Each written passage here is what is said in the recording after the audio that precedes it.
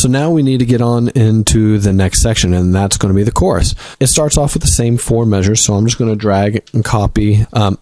Notice here, up here we have the chord symbol, and down here we don't.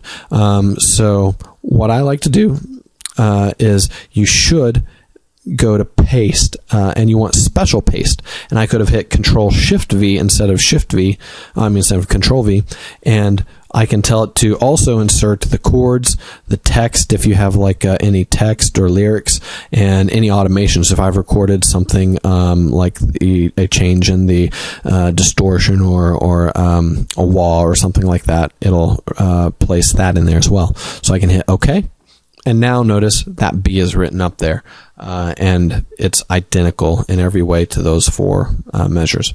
Okay, so then the next chord is going to be this, and it's an F sharp minor 11 sharp 13 as well, but this one does have the 3rd to it, and it's in a different position, so it sounds slightly different. And now I can hit the add button here, or I can hit the keyboard A, and it will bring up this dialog box just the same.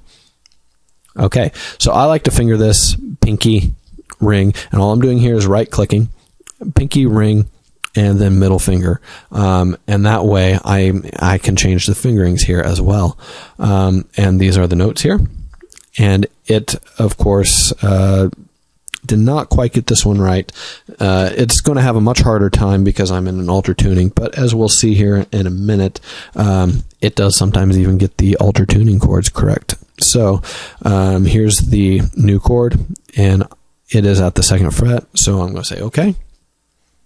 And once again, we do need to, actually this way, the way I did it, it's already entered in for me when I hit that A.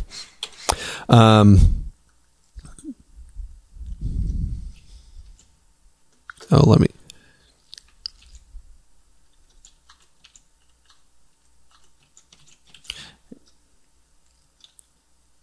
And change that to a quarter note. All right.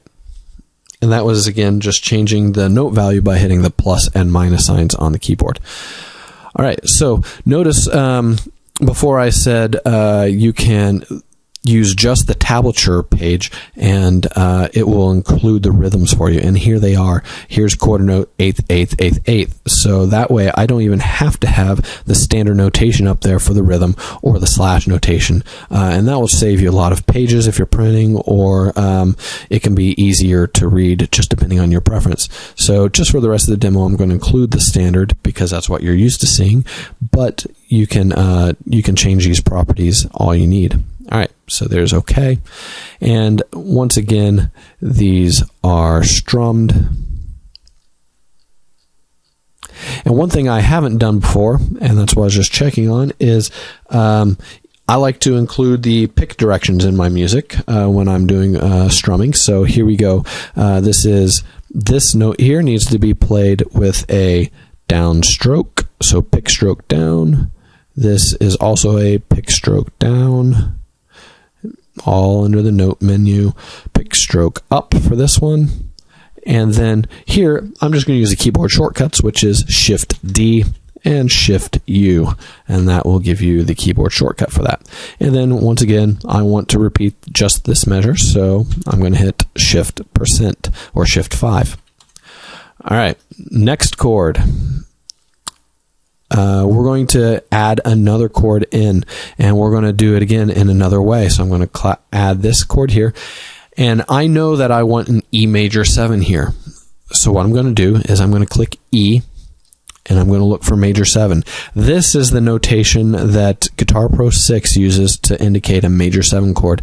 I don't like it quite like this. I'd rather see it written longhand, as you'll see in just a second, but this is the way they indicate a major 7. So right here's E major 7, and down here is all the variations for E major 7 that it can find in this tuning.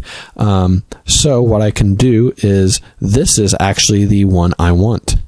And this is really great. If you notice, this is the E major shape in standard tuning, but because of this D sharp here, this retuned string that actually forms an E major 7 chord.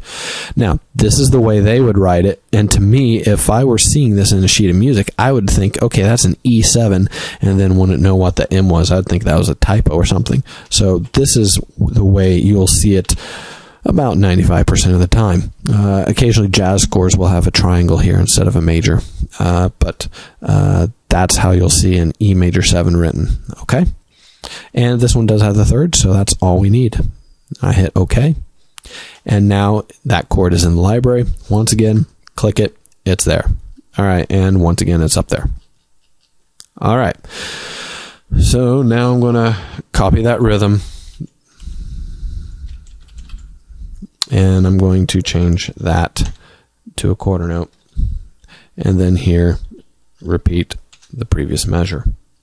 All right, and again, I could have hit Shift D, Shift D, Shift up, and that would give you all your pick strokes and all that kind of stuff.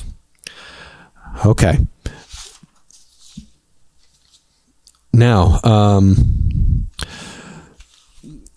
we've got the intro and the verse up here, and we have the chorus down here. So one nice thing that you can do in Guitar Pro 6 is you can include sections. So what you can do is you can go to the bar, and you can say section, there it is, insert and remove. So now, this is the intro, and if you remember, it doubled as the verse, so I'm going to say intro/verse, and you can also assign a letter name. You'll see this in music quite often. Sections will have a letter name, so you can just be like, let's go to section A, B, C, and not be like intro, verse, chorus, tag, whatever you might. So you can be a little more specific that way, A, B, C, D. But I actually prefer to not do that. I like the way it looks without it. So personally, I would do that.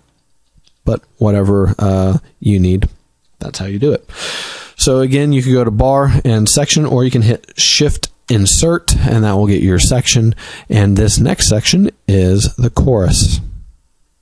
Okay, and this chorus, if you remember, we're going to need to repeat. So if you remember how to do that, that's the open square bracket, and then the closed square bracket, and this repeat plays twice.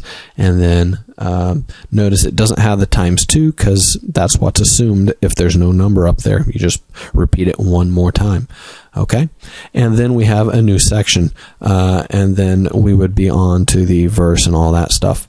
Real quickly, I just want to show you, this isn't actually what happens next in the song, but I just wanted to show you one little more thing. If I'd said insert a new section right here, and let's say that's just the bridge. Notice we have the light double bars here, not the full double bars here, but that is how it indicates the end of a section, and it automatically enters that in for you. That's a very nice thing as well.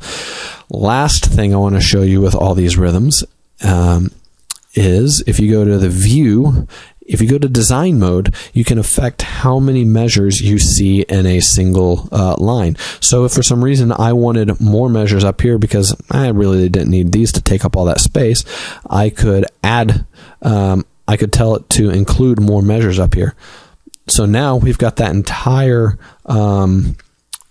intro and verse on this first line. And I could also make these smaller like this, just grabbing these triangles. And for these repeat signs, you really don't need them to be that large. So there you go. And that looks a little nicer, perhaps.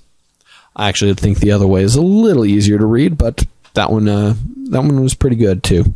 So you can change. You could also just, if you wanted one measure on the line, you could click the minus. It doesn't actually change the flow of the music. It doesn't change the sound. It just changes how it prints out, so that you can influence how many measures are on each line that you're reading. All right, and then You can export this in a number of ways. You can export it as a sound file, as a WAV file, so you could record that to CD or change that to MP3, or you can change that, in case what we're doing today is PDF. You can also do it as a PNG, which is a nice graphic form, like a GIF or a JPEG.